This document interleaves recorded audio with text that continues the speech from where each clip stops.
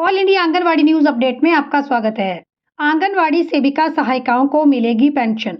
तो विभाग द्वारा बड़ा फैसला लिया गया है। मुख्यमंत्री कल्याण कोष से आंगनवाड़ी सेविका सहायिका को पेंशन दी जाएगी।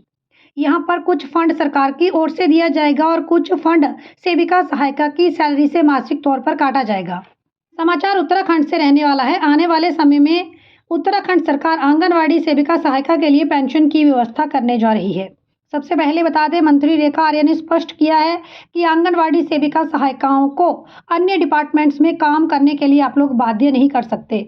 अगर कोई अन्य डिपार्टमेंट सेविका सहायिका से कोई काम लेना चाहता है तो इसके लिए उन्हें पहले आंगनवाड़ी के डिपार्टमेंट से परमिशन लेनी पड़ेगी। आंगनवाड़ी सेविका सहायिका महिला एवं बाल विकास विभाग के अंतर्गत कार्य करते हैं, तो ऐसे में महिला बाल विकास विभाग से पहले परमिशन लेनी पड़ेगी कि सेविका सहायिका से कोई कार्य कराना है, और उसके लिए उन्हें टीए, डीए और अन्य अलाउंस जो है, जो अन्य खर्चे हैं, वो भी इन विभागों को अब देने पड़ेंगे। और यहाँ पर मंत्री रेखा आर्य ने स्पष्ट कर दिया है कि उत्तराखंड में मुख्यमंत्री कल्याण कोष की स्थापना की जाएगी और सेविका सहायिका को मुख्यमंत्री कल्याण कोष से पेंशन भी दी जाएगी। अब बात करते हैं कि मुख्यमंत्री कल्याण कोष किस तरह से कार्य करेगा। देखिए, आंगनवाड़ी सेविका सहायिका की सैलरी से कुछ पैसा काटा जाएगा। मान लेते हैं 500 रुपया मासिक आपकी सैलरी से कट रहा है, चाहे 100 कट रहा है, 200 कट रहा है, तो विभाग कुछ पैसा आपकी सैलरी से काटेगा और कुछ पैसा विभाग जो है वो अपनी तरफ से सेविका सहायिका के खाते में जमा करेगा। अब मान लेते हैं कि एक सेविका का 500 रुपया कट रहा है, मासिक तौर पर 500 रुपया उसको सरकार दे रही है, तो ऐसे में हर महीने उसके अकाउंट में 1000 रुपया जमा हो रहा है और जितना टाइम उसने जॉब की है, जब उसकी सेवानिवृत्ति होगी तो ये सारा पैसा ब्याज के साथ उसे दे दिया जाएगा। देखिए, जैसे मैं बता दूं, प्राइवेट स्कूल के टीचर्स है, इनका भी फंड कटता है।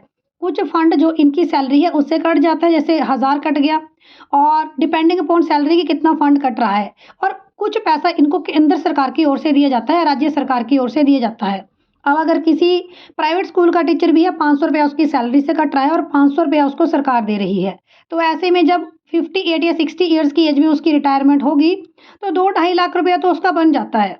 तो अगर यहाँ पर उत्तराखंड सरकार मुख्यमंत्री कल्याण कोष की स्थापना करती है और मुख्यमंत्री कल्याण कोष के साथ सेविका सहायिका को जोड़ती है, तो ये एक बड़ी पहल होगी।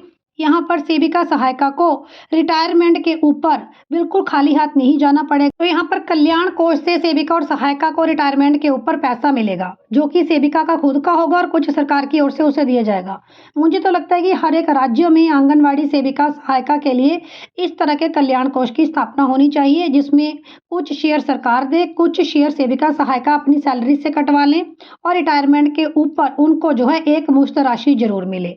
आप लोगों की मुख्यमंत्री कल्याण कोष के बारे में क्या राय है, कमेंट करके जरूर बताएं।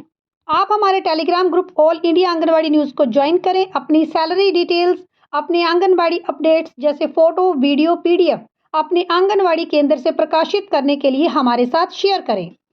साथ ही उत्तराखंड सरकार ने ये भी स्पष्ट किया है कि उत्तराखंड में 50% सुपरवाइजर की जो भी वैकेंसी आएंगी वो आंगनवाड़ी सेविका सहायिका के सीनियोरिटी बेसिस के ऊपर भरी जाएंगी और 50% भर्तियां डायरेक्ट कमीशन के माध्यम से होंगी। भारतवर्ष के कौन से राज्य से आप ये वीडियो देख रहे हैं, कमेंट करके जरूर बताएं। और क्या आपके आंगनवाड़ी केंद्र में आपका कोई फंड कट रहा है या सेवानिवृत्ति के ऊपर सरकार आपको कुछ पैसों का लाभ देने जा रही है, कमेंट जरूर करें।